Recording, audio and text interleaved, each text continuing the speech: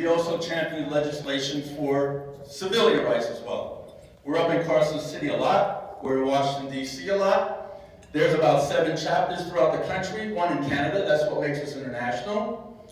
And we also educate the public on candidates running for elected seats. Now, that's a struggle all by itself. You know how a lot of groups, when they endorse candidates, they bring them in one at a time, they close the door, and that's it. You don't know who they endorse. You can't see it. But Veterans in Politics, we do it live on Facebook, we do it on YouTube, we put it on all the social media networks, so everybody can see. We have all the candidates, no matter what political, by the way, Veterans in Politics is nonpartisan. So no matter what political party you belong to, if you're running for Congressional District 1, let's say, and you're a Libertarian, Independent American, no party at all, Republican, Democrat, we invite everybody at one time to come and speak to our panel. And then we endorse. Some people don't like our endorsements, but we stick to them. Susan Bacum, we endorsed her. Susan Bacum is an excellent judge, and she deserves to stay on the bench. Danielle Piper, we endorse her. And I think she's going to be an excellent judge. Amy Wilson, we endorsed her. I think she is going to be an excellent judge as well. Michelle Fury, we've known her a long time, along with Susan Bacum, by the way. No, you had your turn. Listen, do you know Susan and I campaigning for the first time many years ago? Campaigning in the motorcycle club. Her and I, 2 blondes in the middle of Hells Angels, Vagos, all these crazy things, and we're like, really? They vote? Yeah, if they're not a felon.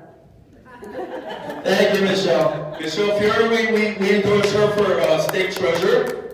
Now, sometimes I'm surprised what our panel members do. And remember, I don't have a vote. Although I get blamed when I don't vote, when we don't endorse somebody, I don't have a vote. But you know what? That's all right. I got thick skin. I'm all right, hoorah. But I didn't see this one coming. And I really didn't see this one coming at all. But when my panel says, guess who we're going to endorse for Clark County District Attorney? I was like, wow, who? You know, I thought it was the other guy. You know, I really did. Because we've been endorsing the other guy ever since he was city council. But they endorsed Timothy Treffinger for Clark County District Attorney. Now, people say, you know, you should stick to your friends. That's who you endorse, your friends. But veterans in politics don't see it that way. And they're right around each other. You don't have any friends, do you? That's right. I'm your friend. I'm your friend. Ron's my friend. Veterans in politics looks for the best, in their opinion, looks for the best candidate to endorse. And some people can't wrap their heads around that. The best candidate. Who's going to be better for this community that we live in? And for the life of me, you know, I've been preaching this since, you know, I've been in Nevada politics since 1998, although I look like I'm 22, right? I've been in Nevada politics since 1998, and I stuck with it. I'm a Republican. I did a survey to figure out which side of the aisle I'm supposed to be on, and I lean more conservative than I would liberal. And we look for the best person. And we tell people, you know what?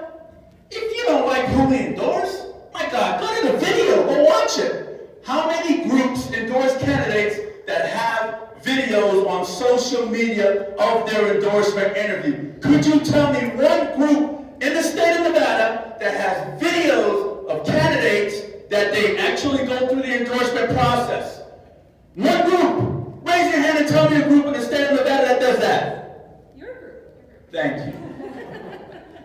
Why do we do that? Because we tell folks, if you don't like who we endorse, educate yourself on the candidates that's running for office. If you don't educate yourself, go to veteransofpolitics.org and vote for the people that we endorse. And it's simple. We love this. We love this community. All my guys and women that's part of Veterans of Politics are made up of several different political parties. And believe me, we got Democrats in our group, and a lot of them vote conservative, believe it or not. And we got some Republicans in our group, and some of them vote liberal too, but hey, you can't smack. But this is what I'm saying, folks. Educate yourself. Don't look for a funny name. Don't look for, oh, that's my neighbor. Look for who's going to serve the community best. And that especially when it comes to our judicial candidates. Because judicial candidates are in the bottom of the ballot, but they affect your life immediately.